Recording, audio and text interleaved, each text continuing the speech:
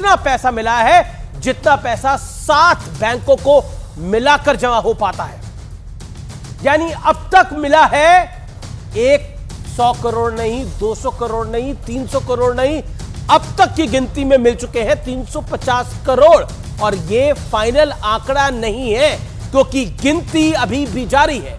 गिनती के लिए 80 लोगों की टीम लगाई गई है। 40 मशीनें रात दिन नोटों को गिनने का काम कर रही हैं और नोट इतने हैं कि मशीनों का भी दम निकला जा रहा है, पर नोट कम नहीं हो रहे हैं। लेकिन कांग्रेस पार्टी कांग्रेस के ही सांसद के लिए कह रही है कि हमारा इस कांग्रेस सांसद से कोई लेना देना नहीं है।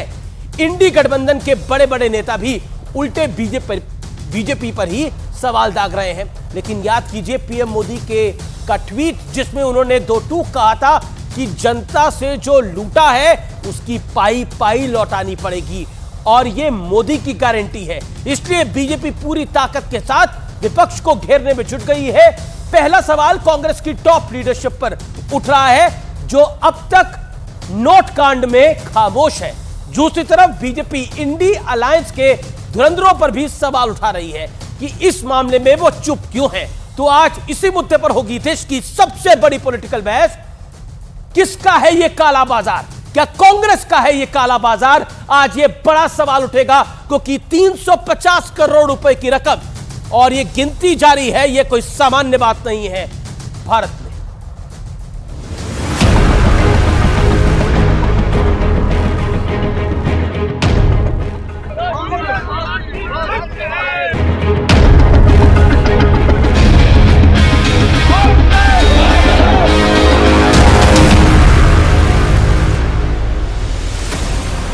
राहुल गांधी की मोहब्बत की दुकान जो है वो भ्रष्टाचार की दुकान बन चुकी है। कांग्रेस पार्टी भी आकंठ भ्रष्टाचार में डूबी हुई है।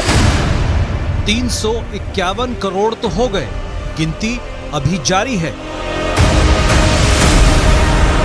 इतनी बड़ी मात्रा में कैश नहीं पकड़ी गई है। पूरा इंडी अलायंस मौन है इस करप्शन पे। भारतीय जनता पार्टी का शुरू से मानना है कि कांग्रेस पार्टी और भ्रष्टाचार ये एक ही सिक्के के 2 पहलू हैं। लेकिन सबसे दिलचस्प दलील ये है कि कांग्रेस के नेता अपनी ही पार्टी के सांसद के बारे में कह रहे हैं कि पार्टी का इनसे कोई लेना देना नहीं है। राहुल गांधी या कोई जवाब उसका क्यों दे, उनका व्यापार है अरबों खरबों का, वो बताएं कहां से आया है। अब जरा कांग्रेस सांसद धीरज साहू के ठिकानों से मिली अकूत दौलत पर इंडी गठबंधन के साथियों का विचार भी जान लीजिए। जो सरकार नोटबंदी का सबसे बड़ा फैसला लाई हो और कहती हो इसके बाद काला धन खत्म हो जाएगा, आतंकवाद खत्म हो जाएगा, तो बताओ उस व्यक्ति के घर पर इतना पैसे कैसे निकल रहा है? कि अगर ये भारतीय जनता पार्टी में आने का मूड बनाते हैं, ये गंगा तो नहीं नहा लेंगे। उन्होंने अजीत पवार पे 70,000 करोड़ का घोटाले की बात कही थी। 48 घंटे बाद उनके बगल में बैठे हुए हैं। उधर बीजेपी इस मुद्दे पर कांग्रेस की टॉप लीडरशिप को बख्शने के मूड में नहीं है। 4 दिन हो गए, ना राहुल जी बोले ना सोनिया जी बोली, चुप बैठे हैं, वोट सिले हुए। लेकिन आज सवाल है कि जिस भ्रष्टाचार के मुद्दे को बीजेपी ब्रह्मास्त्र के तौर पर बनाकर चल रही है, क्या वाकई विपक्ष उसमें बुरी तरह से फंस चुका है? आज इसी पर होगी देश की सबसे बड़ी बहस, कांग्रेस का काला बाजार। और अब वक्त है आर पार के सुप्रसिद्ध विश्लेषण का, कांग्रेस सांसद के कैश लोक का विश्लेषण। आपने कई सारे लोग सुने होंगे, लेकिन कैश लोक, इतना कैश निकला है कि देश के लोग स्तब्ध हैं। 100 करोड़ नहीं, 200 करोड़ नहीं, 300 करोड़ नहीं, 350 करोड़ अब तक, और गिनती जारी है। कांग्रेस सांसद के घर में मिला कैश का जखीरा, fact number 1। Fact number 2, 176 bag में रखा था कैश।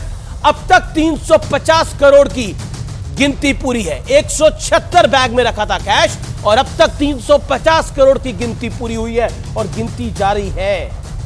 इनकम टैक्स विभाग के 80 अफसर गिनती में जुटे हैं। फैक्ट नंबर 4, कैश गिनने के लिए 40 मशीनें लगाई गई हैं। भारी कैश के चलते कई मशीनें खराब हुई हैं और फिर नई मशीनें मंगवानी पड़ी हैं। झारखंड, ओडिशा और पश्चिम बंगाल के एक साथ आईटी विभाग ने, यानी ओडिशा का, पश्चिम बंगाल का और साथ ही साथ झारखंड के इनकम टैक्स डिपार्टमेंट ने एक साथ एक्शन किया है। बढ़ता हूं मैं आगे और बड़ा सवाल क्या है आज का, क्या निजी मामला बताकर कांग्रेस अपने सांसद से पल्ला झाड़ सकती है? क्योंकि कांग्रेस कह रही है कि जिस कांग्रेस सांसद के यहां से कैश निकला उसका कांग्रेस से कोई लेना देना नहीं है। यह बात स्वतः कांग्रेस कह रही है। मेरे साथ बात करने के लिए कौन है, आइए मैजिक कॉल पे देख लेते हैं। मेरे साथ